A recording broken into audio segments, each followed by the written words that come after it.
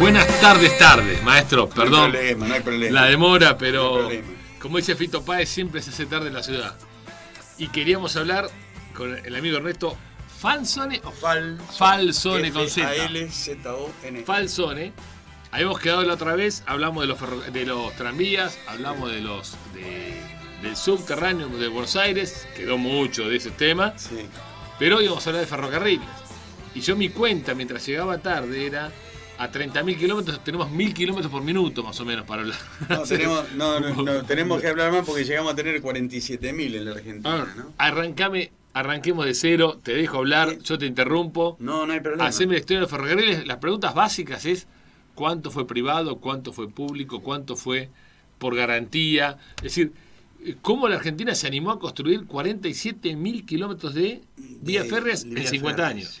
Sí, desde 1854 que comenzó la construcción del ferrocarril oeste, se inaugura en 1857 la primera línea que estaba dentro de la provincia de Buenos Aires, que estaba fuera de la Confederación en aquel momento, ¿no? Que es alrededor de la época de la Constitución.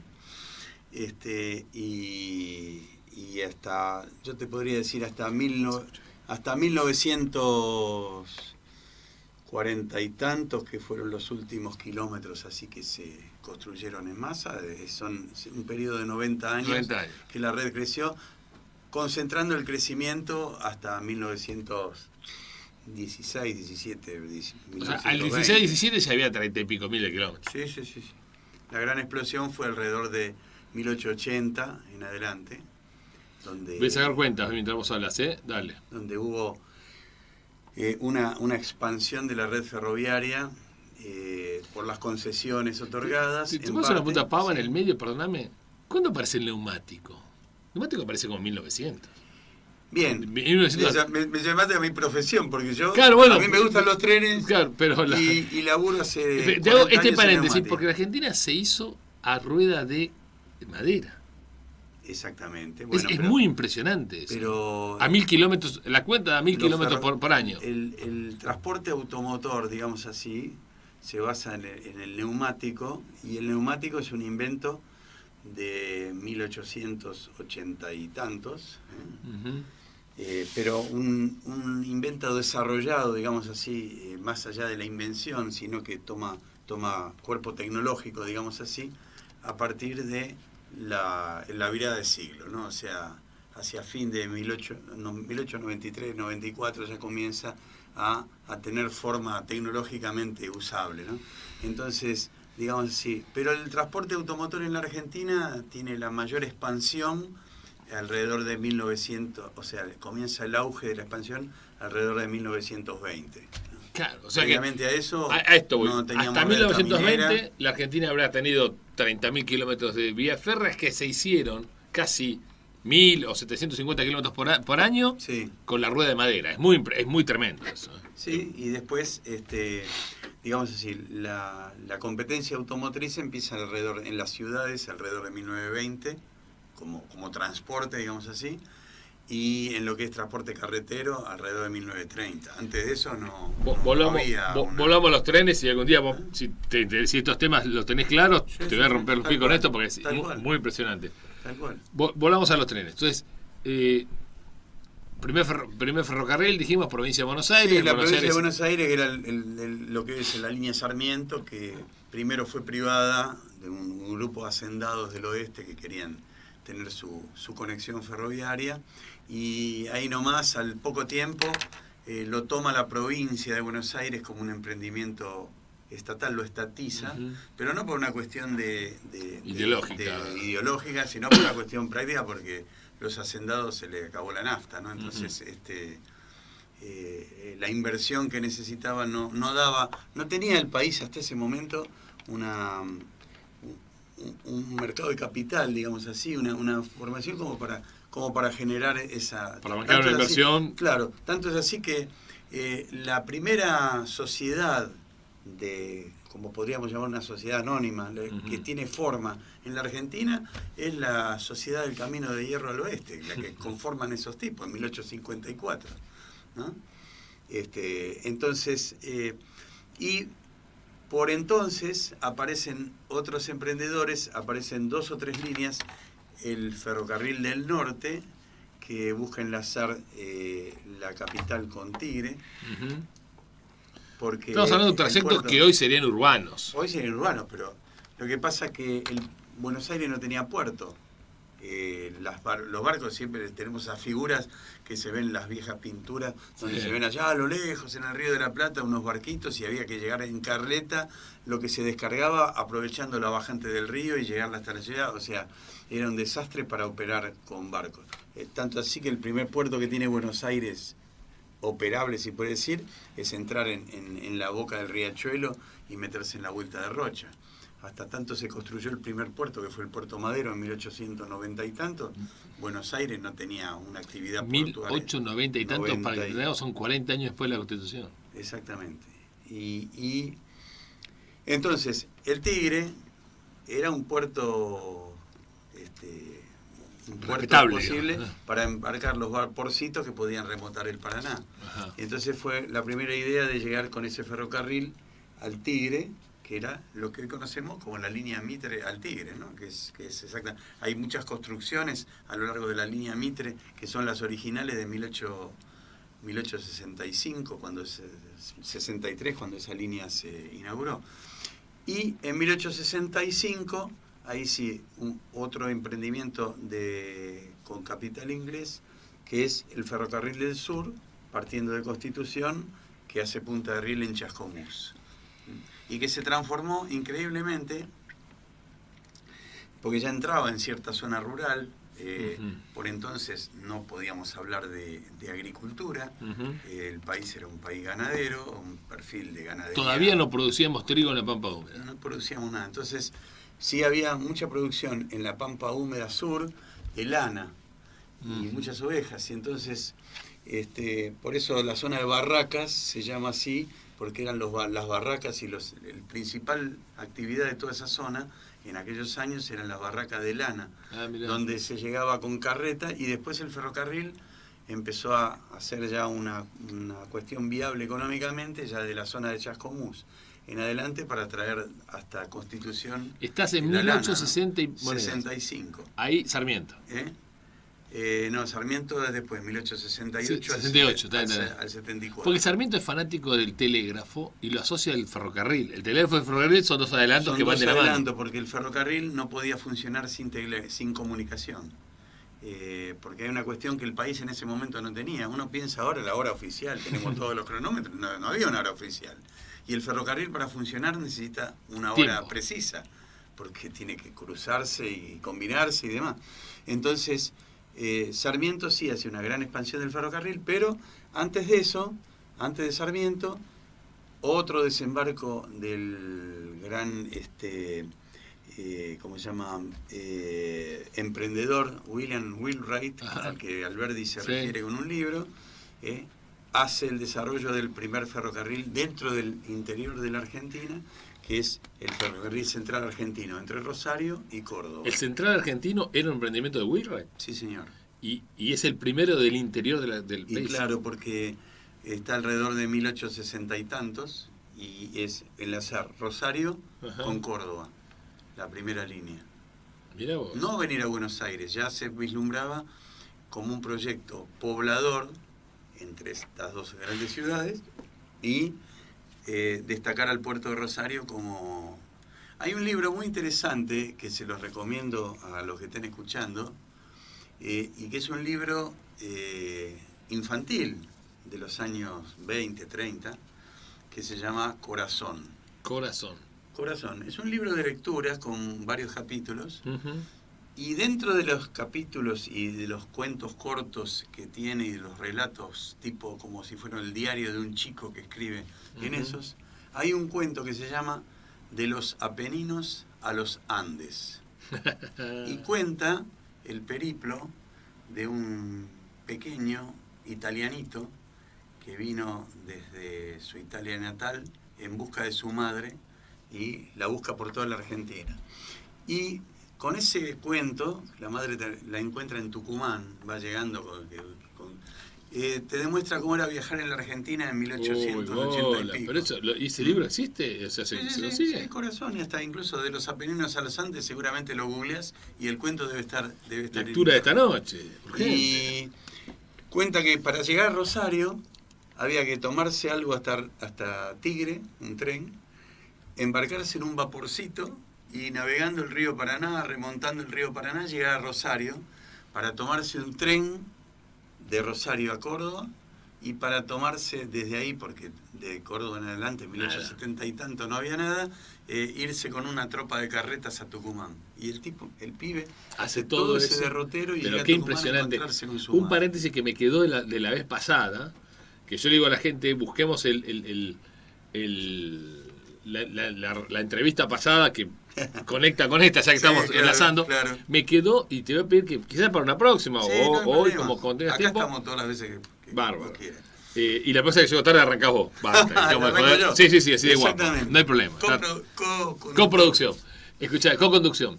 Que nos des libros. Porque mucha gente me dijo, che, loco, ¿qué leo para entender todo esto? Bueno, ¿Qué libro? no sé si vamos a hacer libro, pero me dejan hacer el chivo de lo Dale. que no hablamos la vez pasada. ¿Sí? La Asociación Amigos del Tranvía, de la cual soy secretario y que se reconoce como su principal actividad el tranvía histórico que anda en Caballito, tiene una segunda actividad no menos importante, porque tiene la biblioteca de transporte más importante de la chapó, Argentina. piel de gallina. Entonces, La biblioteca de transporte más importante más de la Argentina importante, no sé si de la Argentina, pero Sí, al menos dale. de la ciudad de Buenos y Aires, del mundo también. y creada por una entidad privada y que está libre y gratuita, abierta a todo el mundo. ¿Dónde funciona? Funciona en la esquina de las calles Thompson y Valle, en Caballito. Sí. Thompson Hermoso lugar. y Valle. Y funciona todos los días hábiles de 13 a 18 con entrada libre y gratuita. Vamos a ir. La biblioteca de la Asociación Amigos del Tranvía forma parte del grupo de la cadena de bibliotecas populares, ¿no? Entonces tiene una sección dedicada a la parte específica de transporte y una sección de literatura general y de libros y referencia, y tenemos la Espasacalpe y tenemos la Enciclopedia Británica y tenemos una locura de material, y abierta al público en forma libre y gratuita todos los días hábiles de 13 a 18 en la esquina de Thompson y Valle, en Caballito. Caballito. Sí, a pocas cuadras de donde sale el tranvía. Sí. Y ahí la parte de ferrocarriles tienen libros de lo que quieran, los libros de la historia del ferrocarril del sur, libros de varios autores que se dedican al ferrocarril, libros de varios autores que se dedican al tranvía, material de archivo de todo tipo, y tenemos una fototeca dedicada al transporte con más de 17.000 copias y que está totalmente digitalizada. Pues es una obra de bien. Eso. Exactamente. Es otra de las actividades de la Asociación Amigos del Tranvía, además del tranvía histórico funcionando el fin de semana, la biblioteca funcionando todos los días, abierta para todos. Seguimos con el tema, pero Perfecto. mini paréntesis. Muchacho, para toda la muchachada que está ahí atrás de las computadoras, los teléfonos, donde sea. Esto es una obra de locos privados que lo hacen por amor al prójimo y a estos fierros alucinantes que son obras de arte. Amor al tranvía, como decimos ahí. Amor al tranvía. Pero aparte, amar, a mí me vuelve loco la idea de amar un fierro. Amar un objeto me parece pero es amar, supremo. Es amar una idea, un concepto, un sistema que tuvo su historia. Una historia. Un sistema que tiene su proyección hacia el futuro, que tiene un presente. Y bueno, nos interesa, lo cultivamos, y con estas actividades, tanto sea que la gente lo pueda ver, tocar y la gente pueda estudiarlo, y prepárense que el año que viene, si Dios quiere, la Asociación Amigos del Tranvía va a iniciar su labor educativa. ¡Epa! Entonces, anticipo. Anticipo, lo dejamos ahí. Sí, bueno, y ya que estamos en ambientes parroquiales, sí. Compromiso público ante millones de la teleaudiencia, el Morphy, que tengo que llevar la picada. Yo me comprometo, bueno, lo vamos a hacer, poner la como fecha. llegaste tarde, doble. La mortadela no puede ser normal, tiene que ser con pistacho. Ahí estamos, listo.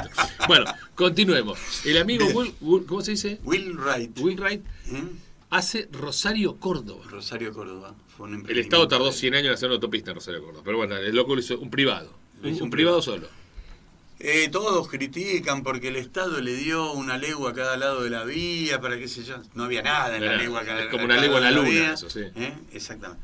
Y la otra locura fue que el tipo sabía que el otro puerto que tenía Buenos Aires cerca, hasta ese momento nadie pensaba de poder hacer un puerto madero ni nada, era la Ensenada de Barragán, frente a lo que hoy es La Plata. Tu ciudad que no me adopta. Entonces, el tipo piensa en el ferrocarril de Buenos Aires al puerto de Ensenada, que es hoy el ferrocarril Roca a La Plata. ¿Ese Wilray también? Sí. Un demente. Un demente total. Y entonces parte de Buenos Aires. ¿El tren Buenos Aires-La Plata lo hizo él? Lo hizo él.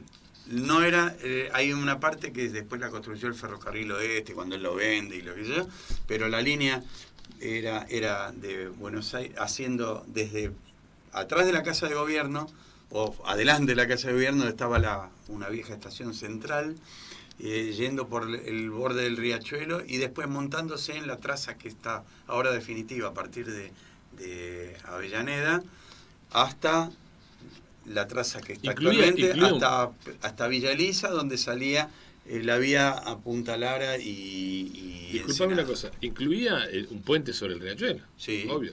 Sí, ahora, sí. Y lo que es interesante, hoy está el libro muy conocido, La ciudad de las ranas, de Alconamón, que muestra que, yo no lo leí, lo empecé a leer y lo dejé, pero muestra que La Plata era un bañado. O sea, son tipos que están pensando en construir sobre un barro, digamos, sobre un terreno horrible. Cabo, construir una ciudad que sea la capital de la provincia, fuera de la capital del país, y esa expansión, como por ejemplo hoy vislumbramos en Estados Unidos, por ejemplo, ¿no? Donde vos decís, bueno, la capital del estado de tal, debe ser, qué sé yo, la capital de California debe ser Los Ángeles, sí.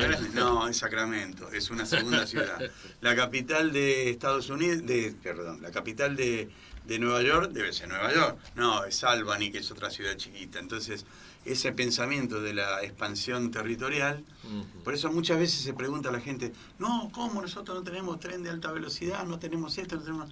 Si estamos todos metidos acá en Buenos Aires, somos el 30%, 30 y pico por ciento de la población en el AMBA, y todos los demás puntos que tenemos alejados son puntos con muy baja densidad poblacional, que hace inviable un proyecto que genere tráfico suficiente para hacerle un repago a una línea de alta velocidad a algún lado, ¿no? Ahora contame, los trenes estos son de carga fundamentalmente al inicio.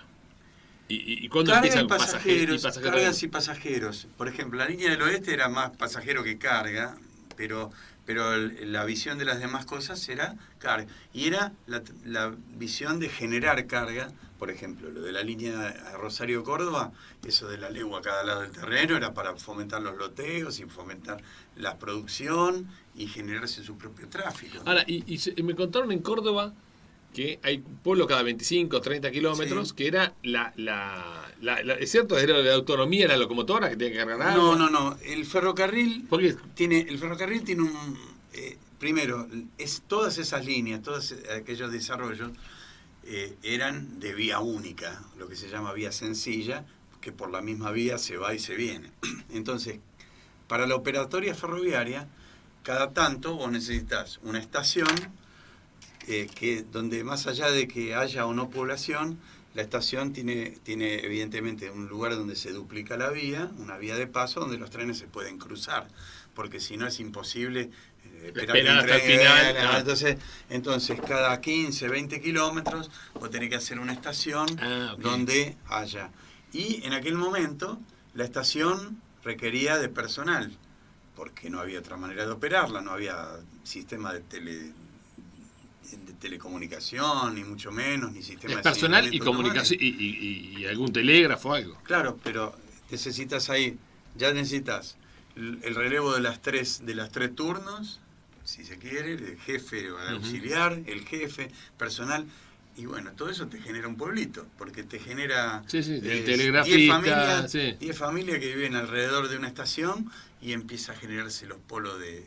Y entonces, a mí siempre me gusta ver, por mi trabajo en el área, en la industria del neumático que yo trabajo, de eso vivo, y he viajado mucho en avión es insólita la Argentina, que se ve de otra manera que cualquier otro país. Si vos vas volando por arriba de Colombia o vas volando por arriba de Venezuela, vos ves lucecitas perdidas por ahí. Sin embargo, cuando vas de noche volando por la Argentina, vos vas a ver líneas perfectas, con luces cada 15 kilómetros. Parece una guirnalda exactamente, gigante. Que eran esas las líneas ferroviarias que generaron la población del país y que exactamente se ve 15, perfecto en Córdoba, en Santa Fe, se ve muy perfecto. Se ven las líneas ferroviarias y cómo iban generando los pueblos que nacían por una cuestión de la operatoria ferroviaria, pero que después generaban la población de la provincia, del sector donde están, ¿no? Ahora, esto tiene un boom y expande frontera agropecuaria a medida que crecía la línea ferroviaria. La línea ferroviaria. Lógicamente. Ahora, también llegan a la cordillera, también llegan hay líneas. Claro, porque... Y llega a la Patagonia. Porque... hasta Bariloche llega. Sí, la línea de Bariloche llegó en 1934, 30 y pico. Y la línea y la cordillera, nosotros tenemos 4 pasos fronterizos ferroviarios tratando de enlazar el Pacífico. De hecho, el ferrocarril San Martín nació siendo un emprendimiento inglés de los hermanos Clark de 1888-89. La gran expansión que aparece después de la época de Juárez Selman, al final de la primera presidencia de Roca y Juárez Selman, que hay muchos emprendimientos privados que empiezan, y el ferrocarril San Martín con la idea de enlazar, por eso se llamaba Buenos Aires al Pacífico, ¿no?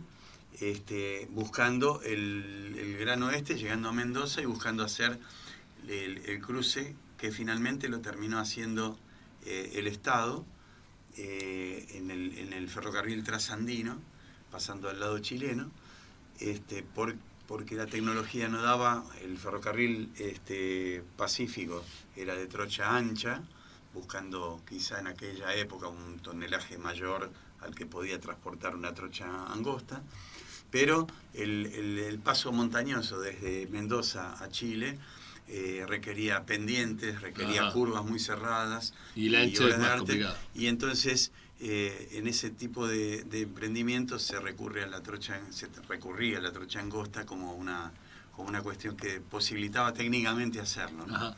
Lo mismo la expansión desde Córdoba hacia el norte, que era tirar rieles en la nada misma, porque uno piensa, no, pero está Tucumán o estaba Salta, y eran ciudad de 20.000 habitantes. Hoy hay tramos de Córdoba que vas para Catamarca y es poco.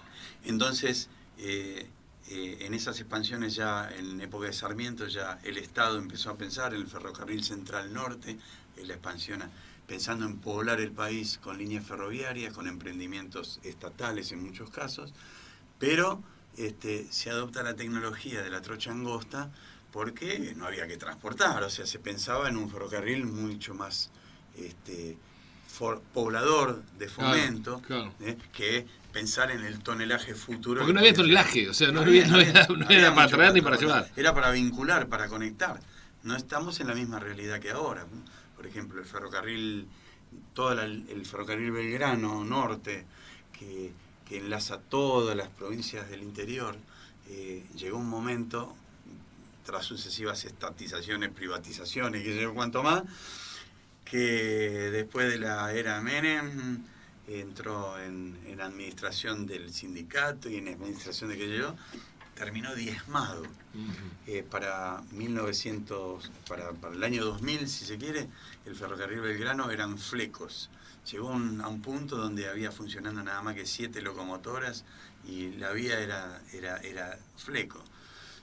Y bueno, empezó en los proyectos a pensar en un Belgrano, como un plan Belgrano, alguna cosa por el estilo. Sí. Que no sé cómo está eso, porque lo anunciaron fuerte varias veces. El ferrocarril, hay que reconocer que hubo una cierta política de Estado en hacer el Belgrano cargas y logística, que está... Pero, digamos así, para mí, como se pensó en chiquito, porque ahí sí que había pensar en un tonelaje a transportar. No era para cambiar la trocha. Sí. Y era para retrochar toda la sección que transcurre entre Tucumán para abajo y hacer un gran sistema de trocha ancha y convertir como yo por concepto trocha ancha, más tonelaje, trocha angosta, más flexibilidad. Claro, era la trocha ancha permite un tonelaje mayor, si bien se puede llegar a alcanzar el mismo límite en las dos, pero por concepto el perfil del material rodante que está adoptado para la trocha angosta en la Argentina es más pequeño, por lo tanto los vagones son de menor capacidad, entonces de hecho se puede pensar en un tonelaje mayor con trocha ancha, aunque en el límite por allá, si la tecnología avanza, los dos ahora, te vuelvo al principio, después vemos el apogeo, que no sé cuándo fue el apogeo de los trenes, imagino que entre el 20 y el 50. El 20 sí, el apogeo, digamos así, en cuanto a movimiento, llegó a los 40 y tantos. El apogeo en cuanto a crecimiento y demás se quedó en los 30. Okay. ¿No?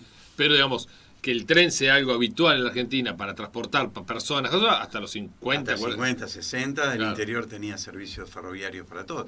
Pero venimos de un país sin transporte automotor, porque era el escenario tecnológico de entonces, de los años 30, apenas, o sea, llegar a Mar del Plata en vehículo, en auto, era una proeza en los años 30. La ruta, no tengan el concepto de la ruta 2, sino que llegaba hasta tal pueblo, doblá, seguí derecho, pará. No por nada hay una... Era el estanciero. Cuando yo el mes que viene cambio de características. Y me acuerdo hace 50 años lo que era ir a Mar del Plata en auto.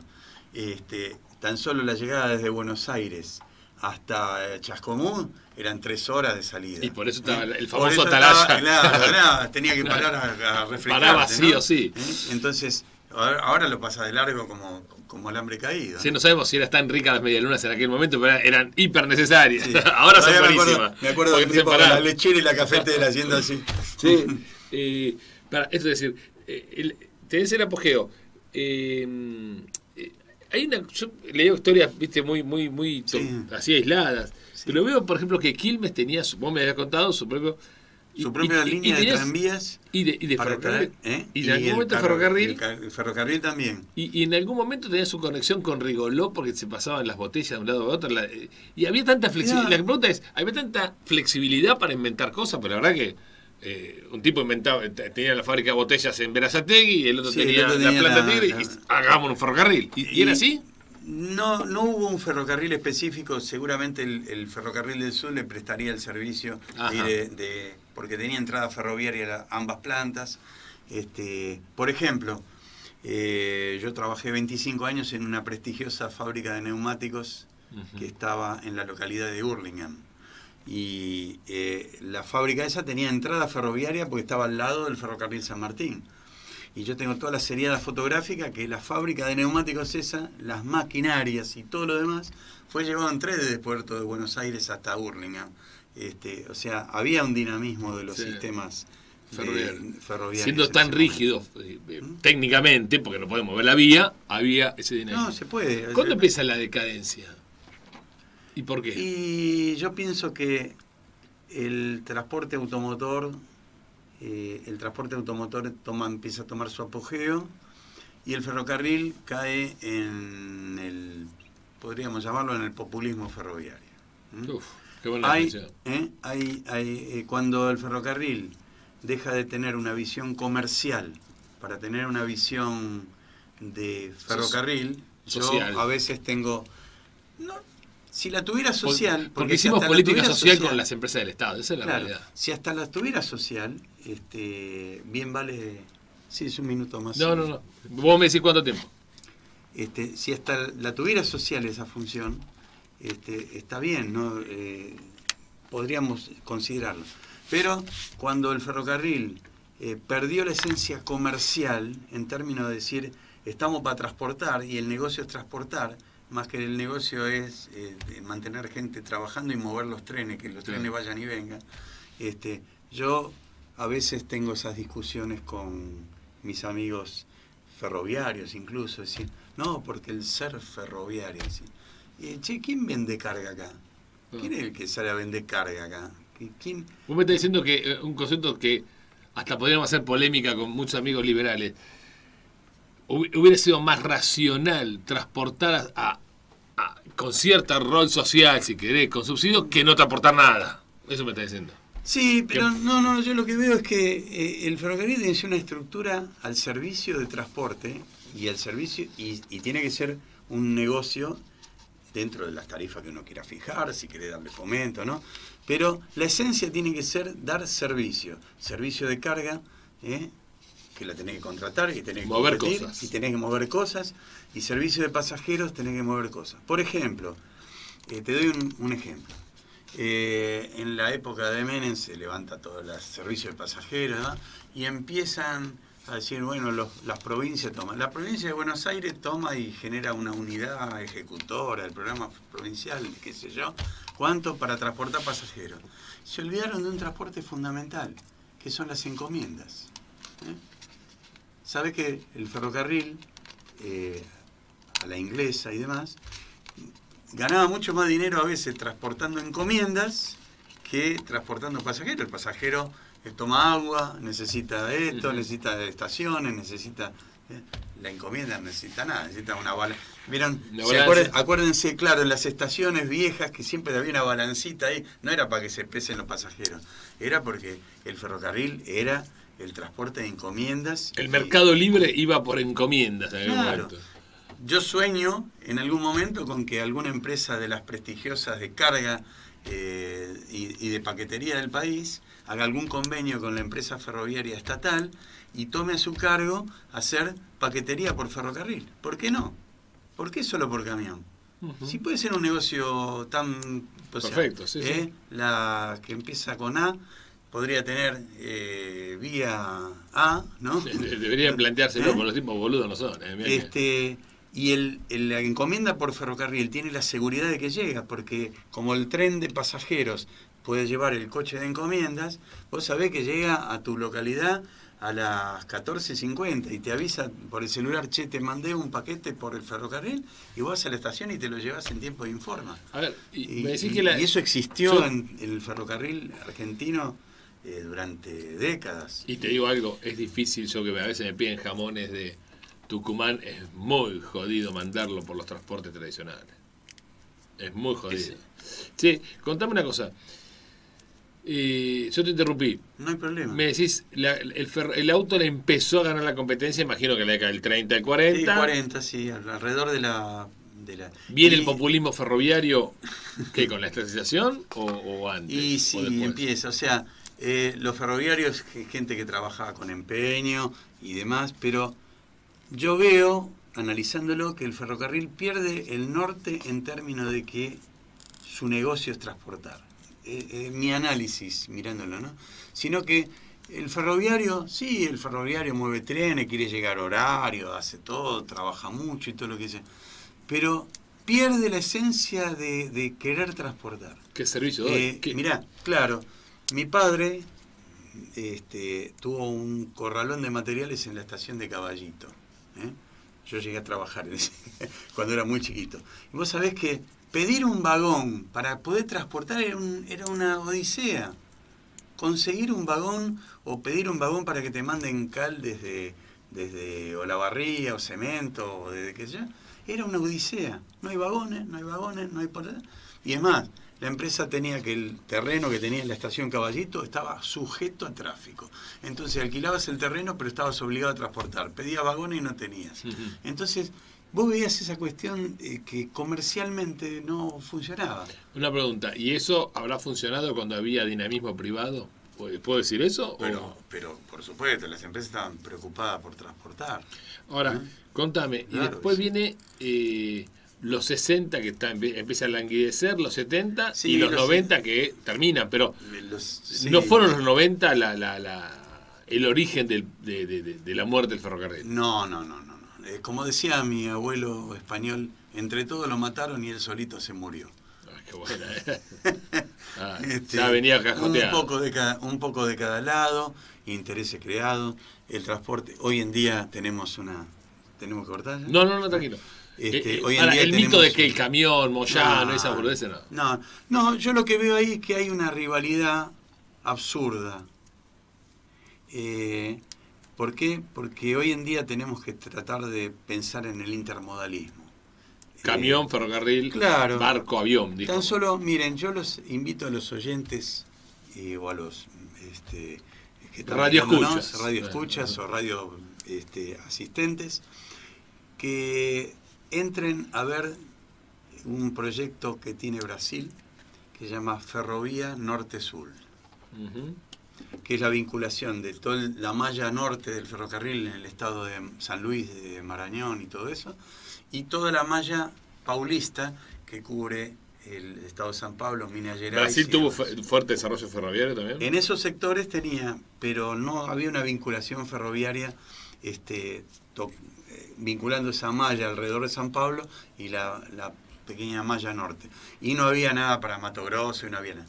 Bueno, mientras nosotros estamos acá pensando en ciertas ferrocarril del año del Jopo y queriendo algunas cosas que no son apostar al modernismo ferroviario, Brasil está construyendo toda esa malla ferroviaria vinculando el norte y el sur, y tenés que ver la integración que se plantea entre el camión y el ferrocarril.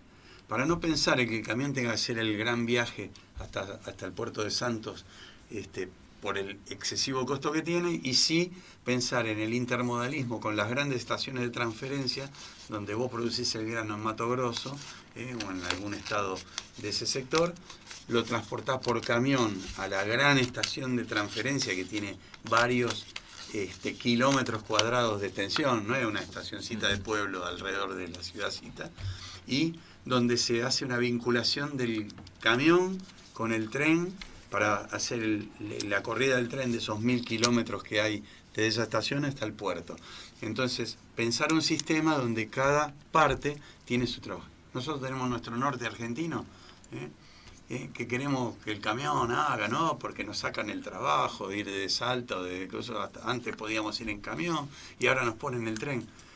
Macho, si vos tenés la posibilidad de generar una integración,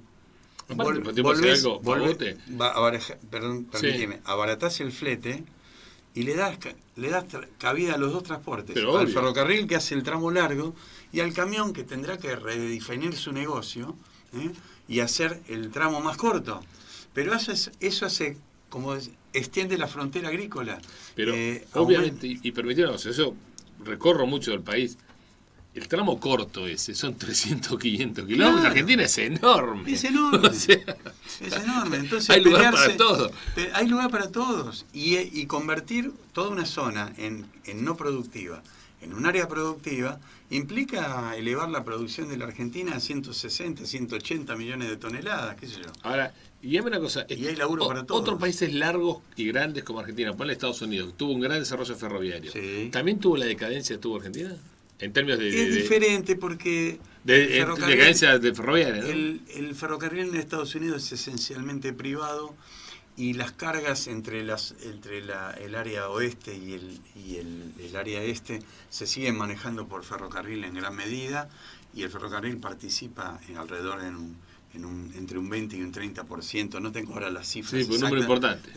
En la carga ferroviaria, y si bien hay carga por camión y hay una red federal de autopistas inmensa, que todos la conocemos, que la I-95, que la tal, pero hay sistemas ferroviarios transcontinentales de gran poder. Esos videos que hay un tren que va y que es una víbora. Sí, son gigante, trenes de 180 vagones con 5 o 6 locomotoras tirando adelante. Y Brasil viene en ese desarrollo y toda la malla paulista está saturada de trenes.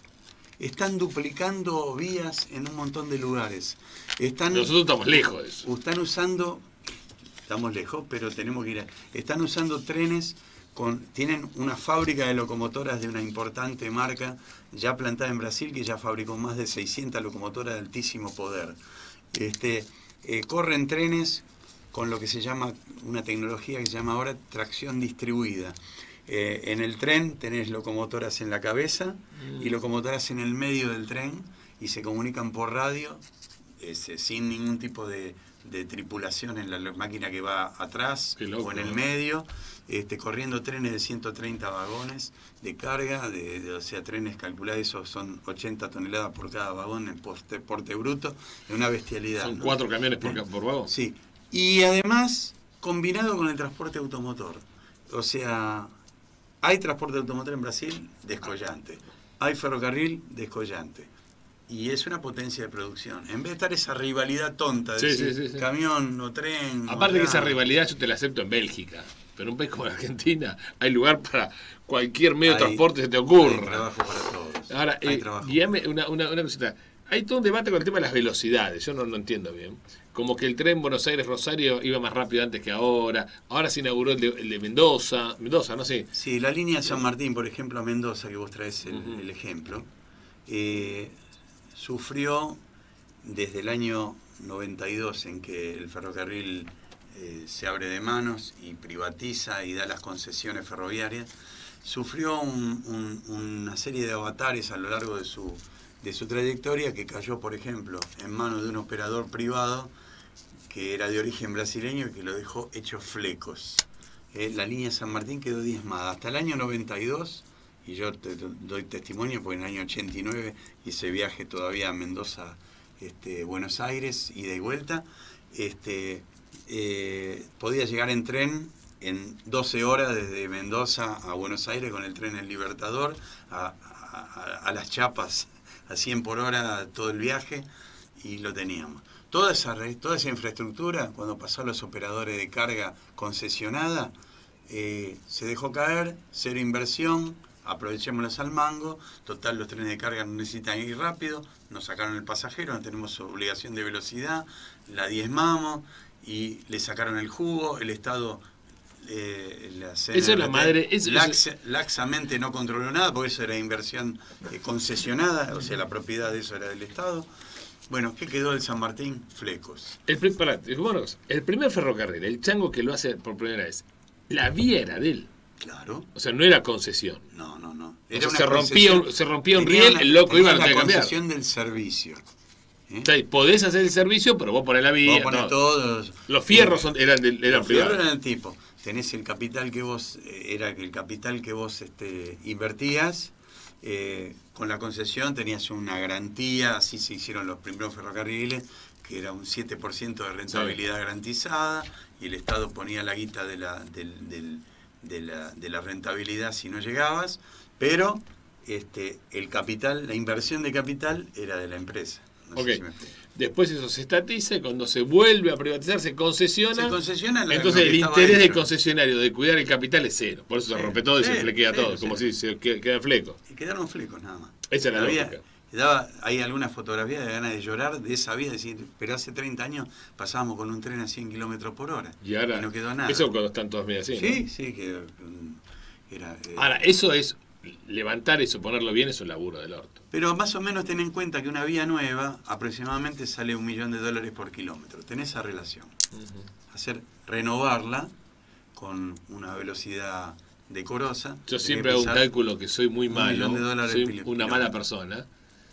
A 500 millones de dólares de déficit de aerolíneas tenés 500 kilómetros por año. Claro que sí. No y a dilapidar por día 240 millones de dólares para mantener el tipo de cambio también. ¿O no? No es poca guita. No. O sea, están los kilómetros. Lo puedes hacer si querés. O sea, Buenos Aires-Mendoza son 1.100 kilómetros. O sea, ponele... Son 3 años de déficit de aerolínea. Son 3 años de aerolínea. O unos pocos días del ELIX. Del ELIX. Es así. O sea, yo voy a esto, porque Argentina... Decimos, no nos desarrollamos y cuesta un montón de guita, pero la tiramos la guita. No es que no la generamos, se genera y se tira. Los 2 planes Marshall, ese cálculo tuyo, ahí están. Ahí están. Entonces, ¿qué es posible? Es posible. Por ejemplo, nosotros tenemos la línea Urquiza, que ahora está en manos de esa organización que se llama Belgrano Cargas y Logística. ¿Cuál es la Urquiza? ¿La norte? Que va por la Mesopotamia. Claro, boludo. Necesita una renovación urgente, y mirá que tiene tráfico, y cada vez que hay una bajante del Paraná conviene traer las cosas por ferrocarril desde y podés tener una conexión internacional, en fin, tener la posibilidad de...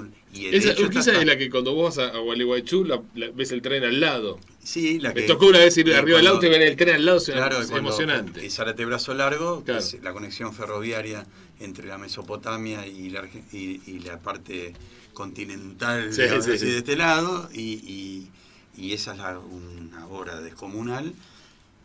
Y bueno, está transportando un montón de carga porque hay una cuestión de un desarrollo incluso maderero en las zonas de Corrientes y Misiones, y tenés un montón y también hay algunos yacimientos donde se transporta piedra y un montón de cosas, y la línea, viste, está hecha flecos y todos los días hay un descarrilamiento. Te hago una pregunta. Si vos mañana un gobierno dice, che, loco, vamos a poner las pilas con esto, basta. ¿Cómo lo vislumbrás? Dices, bueno, esto es alemanes, ingleses, franceses, loco, vengan y háganlo de vuelta. Mira, lo primero empresarios locales, el Estado. Lo que se está viendo cada vez más mixtos. Que funciona es una cuestión mixta. Si nosotros tenemos un sistema vial que implica las empresas a cargo de los vehículos, ¿no? Actividad privada a cargo de los vehículos, pero la red de caminera es estatal, hay una manera de manejar el ferrocarril de la misma manera. Y de hecho... paréntesis, los vehículos avanzan más rápido, la tecnología de los vehículos avanza más rápido que la tecnología de los caminos, ¿no? Entonces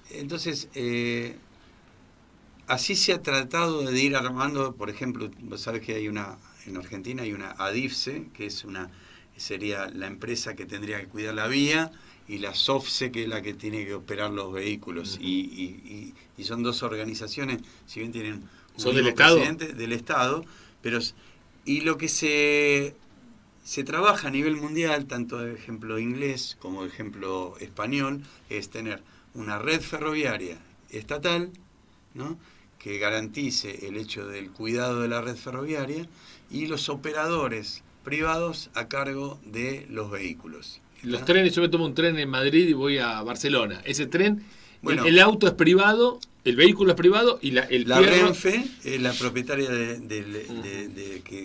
la Renfe es la propietaria de los trenes estatal. Y la ADIF, también española, es la que cuida de la Hay una empresa estatal de trenes. Pero hoy en día, por ejemplo, tenés entre, como dijiste, Madrid y Barcelona, tenés creo que ya 4 operadores privados corriendo trenes. La Renfe con su estándar, otra que se llama Ouigo con su estándar, y creo que hay otra más que están... Y eso es bueno porque el Estado compite. Si el Estado compite. Si tienes un Estado semiprofesional, podés tener... Entonces que la empresa dueña de la vía te cobra peaje para que vos corras tus trenes encima, ¿no? Se encarga del mantenimiento, está obligada a mantener una calidad de la vía de manera tal de que se pueda correr a ciertas velocidades, y el operador privado pagará su canon y tendrá que pedir el espacio, digamos así, el tiempo, como para decir, bueno, habilitame un servicio, un horario para que yo pueda correr, porque si hay otra empresa, los trenes no pueden ir. No, lógico. En cualquier está bien, eso es un manejo tecnológico, el peaje, programación, etc. Es la programación, pero los privados corriendo los trenes arriba de una... Me das una esperanza, entonces, ¿es posible? Claro que es posible. Es posible, o sea, no es un tema... Claro la técnica está resuelta de alguna manera. Está resuelta. Y, sobre todo, pensar cada vez más en el intermodalismo. El container, por ejemplo, hay un desarrollo que hay que realmente sacarles el sombrero a esta Belgrano Cargas y Logística, que es una empresa estatal, pero con cierto criterio de negocio de transporte. Y acaban de inventar, hace unos años, el contenedor cerealero. Entonces, ¿qué usan para hacer el contenedor cerealero? Vagones viejos, que se reconstruyen con formato contenedor, o sea, con las medidas de contenedor no apilable, pero sí al menos calzable como un contenedor. Y entonces los vagones espina, vos podés venir con un camión cerealero que puede salir el contenedor desde adentro del propio campo o de lo que sea, cargar un contenedor, llevarlo en camión y en la estación de transferencia pasarlo a un vagón sin mayor cuestión que el tráfico de contenedores, ¿no? Ahora, y una pregunta pava te voy a hacer. En la mejor época, ¿hay un cálculo de cuántos vagones y locomotoras tenía Argentina? Debe ser infinito. Debe ser Bruto. Yo no tengo ahora en esos 40 y pico de mil kilómetros, pensá aproximadamente en locomotoras, una locomotora cada 5 kilómetros tuvo la Argentina. ¿Sí? Entre máquinas de maniobra, máquinas Sí, de sí, línea, sí. máquinas de trenes de pasajeros, de carga, y fue importante. 8.000 vehículos de eso. Sí. Era un parque bien, Eso bien aparte es una importante. industria de mecánico, de aceitero, Sí, sí. de...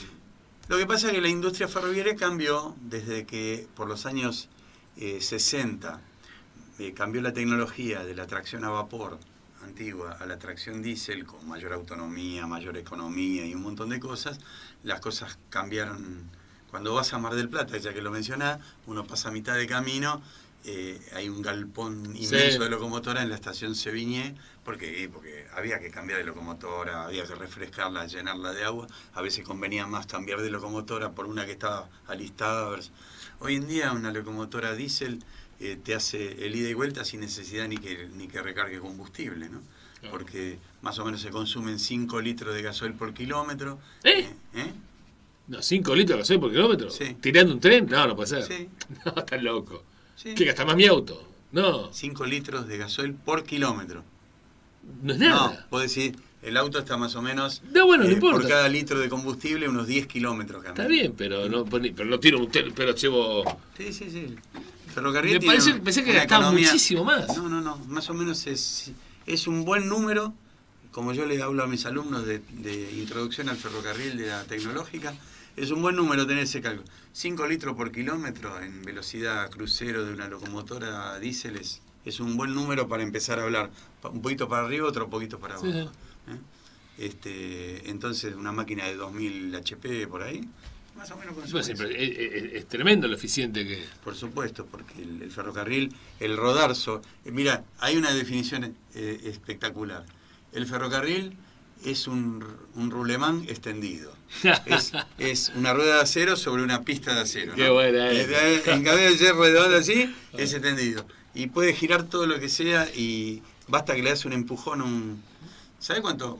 Ya que hablábamos de los tranvías, ¿sabe cuánto consume cada tranvía nuestro No. de caballito? Me has dicho que tú. tienen 140 caballos y qué Sí. sé yo, todo lo que sea. El consumo de 2 planchas. Eso es increíble. Eso me lo Porque has dicho, todavía no lo puedo creer. rodar Sí, acero no. sobre acero Es muy una eficaz. cosa, es una cosa que no tiene Lo más consumo de eficaz es combustible. rodar sobre agua, digamos, andar sobre el agua, que es lo más barato, y después viene usted. Sí, depende de la Depende. velocidad, ¿no? Pero sí, el envión del agua, una vez que toma cierta velocidad... No tiene desgaste, no digamos, tiene- contra la- hay fricción, pero... Sí. pero se maneja. Pero el ferrocarril es una cosa eficiente. Lo incomoda en lo que es consumo cuando empiezan las pendientes. Pero nosotros tenemos Argentina desde es Buenos plana. Aires, un radio de 800 kilómetros donde apenas tenés cierre la ventana nada más. El resto es todo plano. Es ideal para el ferrocarril. No Nos tenés queda para la consumo. próxima, yo te lo tengo que preparar, la cantidad de equipos de fútbol ferroviarios, Sí, con nombre de todo, ferrocarril, todo lo todos. que quiera, todo lo Pero que son un quiera, montón, son debe ser 5 o 6 por categoría, fácil. Sí, exactamente. Master, el señor del bar nos dio unos minutos de más, loco, sos el mejor del mundo, definitivamente. Qué grande. Te agradezco. Escúchame, el miércoles que viene tengo un compromiso. El otro vos definís y volvés. Y si yo llego tarde, arrancás. Arranco y yo. no me dejas entrar, Arranco, por nada. Te hago el editorial. Leo, por supuesto, sí, más vale. Tenemos cosas para Sí, contar. Ernesto Falzone, ¿cómo era la asociación? Asociación Amigos del Tranvía. Con la biblioteca en Thompson Y Valle. Caballito. Y en Emilio Mitre y José Bonifacio los fines de semana a darse una Y vuelta. ponemos gratis fecha para la gratis. picada, y vamos ahí. Está bien. Mortala con pistacho. Listo. Loco, gracias, Brian. Gracias a todos por estar. Gracias. Enorme programa. Gracias, campeón. Gracias.